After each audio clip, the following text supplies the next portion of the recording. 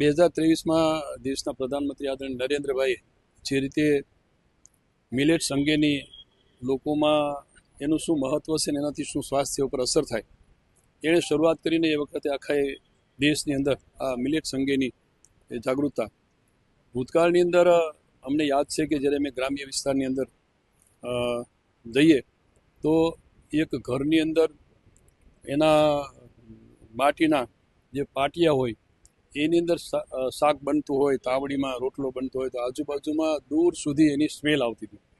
ફરી પાછા દેશના પ્રધાનમંત્રી એ પ્રાકૃતિક કૃષિની માધ્યમથી આ મિલેટ્સને એનું શું મહત્વ છે, એની સાથે સ્વાસ્થ્ય ઉપરની શું અસર છે, લોકોની તંદુરસ્તી ઉપર શું અસર છે અને એની સાથે આગામી દિવસમાં જે કેમિકલ્સ વધારે અને ખાતરો જે કૃષિમાં વપરાય છે એને રોક લગાડવા માટે અને લોકોના સ્વાસ્થ્યની ચિંતા કરીને ફરી મિલેટ્સ તરફ લોકો વળે એના ભાગરૂપે આજે આખા ગુજરાતની અંદર અમારા માનનીય કૃષિ મંત્રી શ્રી જીતુભાઈ વાઘાણી એ આજે મિલેટ્સનો એક મહોત્સવ જેને કહેવાય દરેક જિલ્લા મથકે ઉજવવા માટેના ભાગરૂપે આજનો આ કાર્યક્રમ હતો.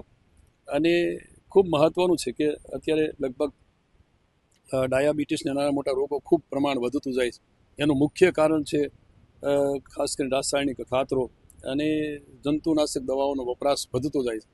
એને રોકવા અને ફરી પાછા પ્રાકૃતિક કૃષિ તરફ વળે અને મિલેટ્સનું મહત્ત્વ સમજીને લોકો ફરી મિલેટ્સનો ઉપયોગ કરતા થાય એના ભાગરૂપે આજે આખા ગુજરાતની અંદર દરેક જિલ્લા મથકે આવું મિલેટ્સ મહોત્સવનું આયોજન માનનીય કૃષિ મંત્રીશ્રી અને માનનીય મુખ્યમંત્રી સાહેબ ભૂપેન્દ્રભાઈ પટેલે કર્યું છે.